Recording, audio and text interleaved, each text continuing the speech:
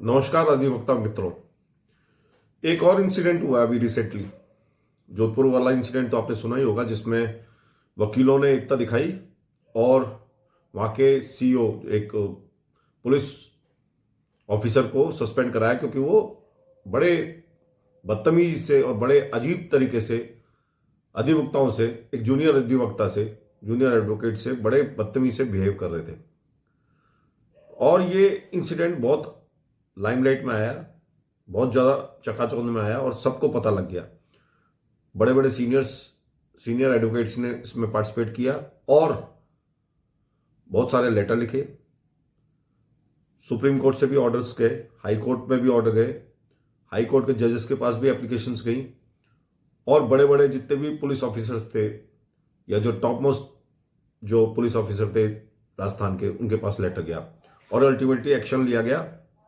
आज पूरा थाना जो था, जो इस बदतमीजी में इन्वॉल्व था, इस सारे घटना में सम्मिलित था, उस पूरे थाने को सस्पेंड कर दिया गया। उसमें जितने भी एम्प्लॉयज थे, जितने पुलिसमैन थे, जितने भी पुलिसकर्मी थे, सबको सस्पेंड कर दिया गया। तो ये तो एक घटना थी जो अधिवक्ताओं की एकता का एक जीता जागता उदाहरण है। अब मैं एक और उदाहरण आपको बताने जा रहा हूं। मैं आपका मित्र मयंक नरूका जनरली इस तरह के इंसिडेंट्स आपके पास लाते रहता हूं, जो सरकार के द्वारा या पुलिसकर्मियों के द्वारा होते रहते हैं।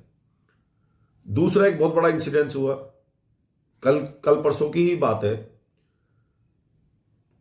जयपुर की जो डिपार्टमेंट है, रजिस्ट्री डिपार्टमेंट है, सब रजिस्ट्रार, उन लोगों ने रजिस्ट्री बंद कर दी और यह कहा कि 2000 से पहले के जो पट्टे हैं उनकी कोई रजिस्ट्री नहीं होगी जब तक 90A की कार्यवाही ना हो। किसी तरह की पावर ऑफ अटॉर्नी नहीं चलती, ये उन्होंने बोला, और किसी तरह का कोई एग्रीमेंट नहीं चलेगा और कोई नई रजिस्ट्री नहीं हो पाएगी। यानी कि कोई भी आदमी जो खरीदेगा पट्टे के द्वारा मार्फत, जो खरीदेगा, जो अपने नए प्लॉट्स को खरीदेगा, वो अपने प्लॉट्स को सेल नहीं कर सकता। ना वो बिजली के पानी का कनेक्शन करा सकता है, ना वो लोन ले सकता है, क्योंकि जब रजिस्ट्री नहीं होगी तो फिर ये सब कार्यवाही सारी समाप्त हो जाएगी। तो बड़ा अजीबोगरीब रूल जयपुर डिपार्टमेंट ने, वहां के रजिस्ट्रार ने, इनफैक्ट इसमें कहीं ना कहीं ऑर्डर तो गवर्नमेंट के ही थे, पर रजिस्ट्रार ने नए रजिस्ट्री करने से मना कर दिया जिनके पट्टे 2000 से पहले के बने हुए हैं। 2000 के बाद बने, इनफैक्ट 2000 के बाद बने, 2000 से पहले वाले तो अलाउड थे। 2000 के बाद जो बने हैं, यानी कि अब जो बन रहे हैं, उनको बिल्कुल डिसअलाउ कर दिया। इनफैक्ट 2000 के बाद तो अब पट्टे बन ही नहीं रहे। जो भी लेटेस्ट पट्टे बना रहे हैं, सोसाइटी वाले जितने भी पट्टे बना रहे हैं, वो इतने होशियार है कि उन्होंने 2000 से पहले के स्टार्ट कर दिए। सारे पट्टे जो अब नई कॉलोनीज कट रही हैं, उनके पट्टे 2000 से पहले के कट रहे हैं। यानी कि अगर आज भी कोई कॉलोनी कट रही है तो उसका पट्टा जो मिलेगा वो 2000 की तारीख से पहले का मिलेगा, क्योंकि गवर्नमेंट ने एक नया नियम लगा रखा है कि 2000 से पहले का जो पट्टा होगा वो ही अलाउ होगा। अल्टीमेटली पूरे जयपुर के जो 80% जो कॉलोनीज हैं वो अनऑथराइज कॉलोनीज ही हैं और वो एग्रीकल्चर लैंड से बनी है और उन पर पट्टा ही जारी किया है, सोसाइटी ने पट्टा जारी करा है। तो सारी की सारी सोसाइटी जो अब भी कट रही है, या उससे पहले बनी है, या अब बनी है, या अब जो नई प्लानिंग बन रही है, या नई सोसाइटीज बन रही हैं, सबके पट्टे 2000 के पहले के बने हुए हैं। आज भी कोई बना रहा है तो पुराने पट्टे ही जारी कर रहा है। तो गवर्नमेंट ने रजिस्ट्री बंद कर दी कल से। इससे कौन परेशान हुआ? सरकार परेशान नहीं हुई। सरकार तो 90A की कार्यवाही, उसने कंडीशन लगा दी कि 90A की कार्यवाही होगी, उसी का पट्टे को रजिस्ट्री अलाउ होगा। तो गवर्नमेंट की कमाई तो बंद नहीं हुई, क्योंकि वो 90A की कार्यवाही से पैसा कमा लेती। पर इसमें फंसा कौन? जो एक नागरिक है जिसने ईमानदारी से अपना पूरा जिंदगी भर का पैसा लगाया और किसी सोसाइटी से एक प्लॉट खरीदा।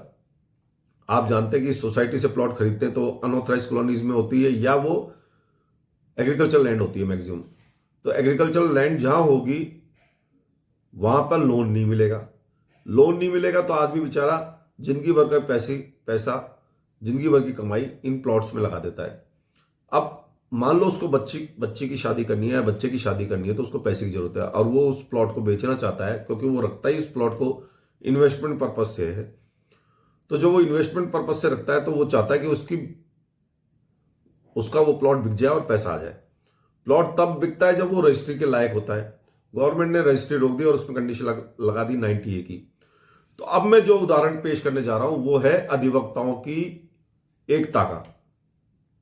अधिवक्ताओं की एकता कैसे रही? अधिवक्ता जितने भी जो लोग रजिस्ट्री में इन्वॉल्व हैं, जो रजिस्ट्रियां कराते हैं, जो एडवोकेट्स रजिस्ट्रीज कराते हैं, उन लोगों ने और बाकी वकीलों ने हड़ताल कर दी, स्ट्राइक कर दी, और किसी तरह की कोई रजिस्ट्री, गवर्नमेंट ने तो पहले ही बंद कर दी थी, उन्होंने हड़ताल कर दी और सारा काम रजिस्ट्रार और सब रजिस्ट्रार के सामने ठप हो गया। तो एक अजीब सा फरमान गवर्नमेंट ने जारी किया जो लागू होने लायक था ही नहीं। अरे अगर उन गवर्नमेंट को रोकना था तो जब सोसाइटीज कटती हैं उस टाइम में कंट्रोल करना चाहिए, उस टाइम में उसको रोकना चाहिए। उसको तो रोका नहीं। और एक जब एक नॉर्मल आदमी, एक लोअर मिडिल क्लास या मिडिल क्लास का आदमी, अमीर आदमी तो जाता नहीं है इस जगह, वो जब पूरे पैसे लगा देता है तो गवर्नमेंट ने उसकी रजिस्ट्री रोक दी। तो वकीलों ने एकता दिखाई, कहीं ना कहीं एकता दिखाकर इस फरमान को खत्म करा दिया। तो ये दूसरा, और ये कराया था जयपुर बार ने। पहला वाला जो एग्जाम्पल था, पहले वाला जो उदाहरण था वो जोधपुर बार का था। इस बार वाला जो उदाहरण है वो जयपुर बार का है। तो आप समझ सकते हैं, अगर सब लोग एक हो जाएं, वकील एक हो जाएं, तो किसी भी तरह का फरमान, किसी भी तरह का गलत निर्णय, किसी भी तरह का गलत जो स्टेप गवर्नमेंट लेती है उसको रोका जा सकता है। बहुत बहुत धन्यवाद। आपका होस्ट मैं इग्नोर रुका। मेरे चैनल को सब्सक्राइब करना ना भूलें। बहुत बहुत धन्यवाद। आपका दिन शुभ रहे।